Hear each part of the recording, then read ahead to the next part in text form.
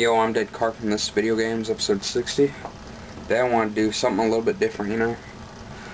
It's a Zelda Retrospective special. So yeah, I just got the official guide to the Legend of Zelda by Nintendo Power. You know, it's pretty cool. I'm going to talk about mostly all the good games, you know.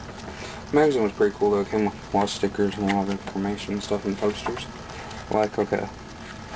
But I won't talk about those, well I might. Those weird CDI games, you know, I'll talk about them first, okay.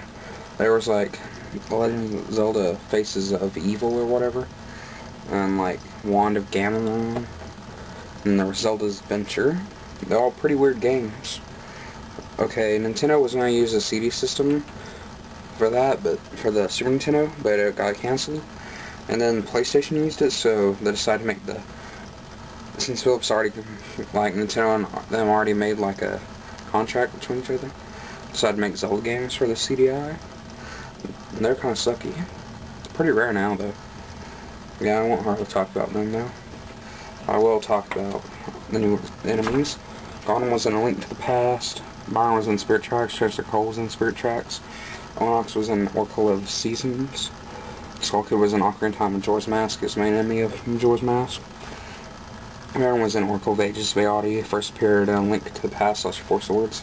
He was the main enemy in Four Sword Adventures. And he was also in the Minish Cap. Linzant was the King of the Twilight, which was in Twilight Princess. And then it shows all the items, you know. Okay, The Legend of Zelda came out in August 1987 for the Nintendo. After you beat it, you can get a special segment quest where all the dungeons were a little bit different. And like the enemies were hard and stuff. It's a pretty cool game. That dragon, the first boss you fight, is the first boss in Oracle of Seasons. In Zelda 2, The Adventure Link came out in December 1998 for the Nintendo Entertainment System. Like, it was a side-scroller, but introduced a lot of cool stuff, you know. It was also very unique. And then it was A Link to the Past for the Super Nintendo. It came out in April 1992. It looks pretty cool, though. They had this contest where you can get your name in the game and Nintendo Power, you know. Like, it's not in the Game Boy Advance remake, but it's only in the older ones and on the Virtual Console. It's pretty cool, you know.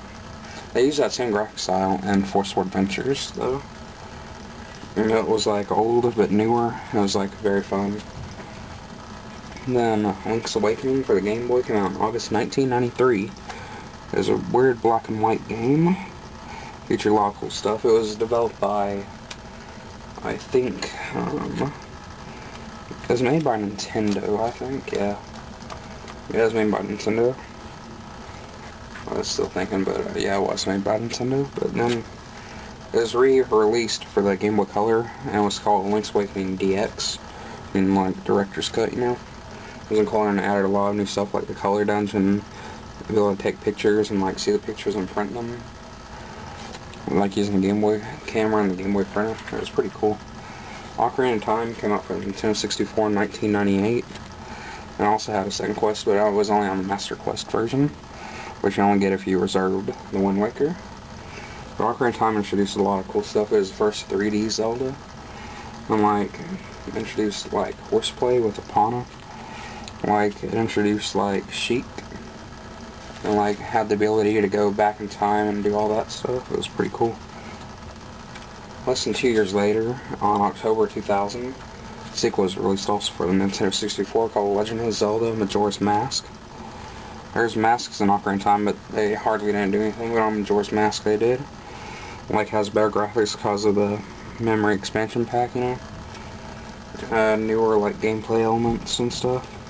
It was like had a weird like thing where you can travel back in time and like speed up time, but it took place within 3 days.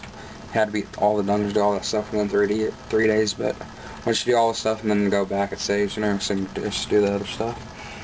And then Oracle of Ages, Oracle of the Seasons came out on the same day in May of 2001 for the Game Boy Color. There are two separate adventures, but they're made using the graphics engine from Link's Awakening. Like, they're pretty cool. They're developed by Capcom, I think. Yeah. There was going to be 3 games of it, but it was changed, though. Like, the other Oracle game, it was known as, with the mystical seeds of courage, I think. Yeah. Because they were originally called mystical seeds of courage, power, and wisdom. Power and wisdom actually came out as Oracle of Ages and Oracle of Seasons. Oracle of Seasons was the power one. Oracle of Ages was the wisdom one. The third mystical seeds game, which was the courage one, never got released. Only its logo was ever shown. Then came out the Wind Waker, the GameCube in March 2003. Had a cel-shaded look and introduced some weird stuff, and it was like very weird.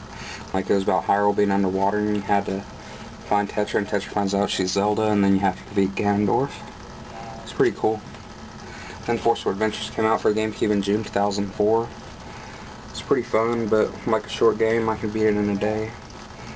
Introduced a lot of stuff. But the Four Swords originally first appeared on that Game Boy Advance game remake of A Link to the Past. There was other fun stuff, but they were both about Bayati.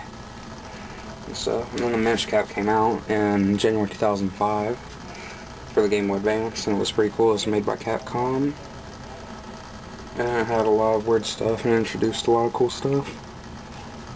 It's pretty fun. When Twilight Princess came out for the Wii and GameCube in November 2006, but the GameCube would actually come out in December 2006. It's pretty cool. It spent a long time in development, you know. They changed a lot of stuff, but it was also pretty cool though. And like, the original was going to be a sequel to Wind Waker with the same graphics, but then they changed and made it more adult looking. And it's the only Zelda game rated T for teen. Has more violent stuff and it looks more realistic. It's pretty cool. Introduced a lot of new gameplay mechanics and stuff. Then came out Phantom Hourglass, which is a direct sequel of the Wind Waker. Came out for the Nintendo DS in October 2007. It's pretty cool. It's the same kind of cel-shaded graphics from Wind Waker. It has like multiplayer and stuff. It's pretty cool. Multiplayer actually first appeared on Four Swords and Four Sword Adventures, but you know, it's still pretty fun. Then came out Spirit Tracks for the DS in December 2009. Like, I think this was 100 years after Phantom Hourglass, I think, or Spirit Tracks. Yeah, 100 years after Phantom Hourglass, and it has Linebeck the Third, which in the original Phantom Hourglass had Linebeck. So, you know. And it introduces train mechanics and all that stuff, and you can drive the train around and stuff. It's pretty fun. But I forgot to tell you, in Wind Waker introduced the boat, which also you can drive around in Phantom Hourglass also.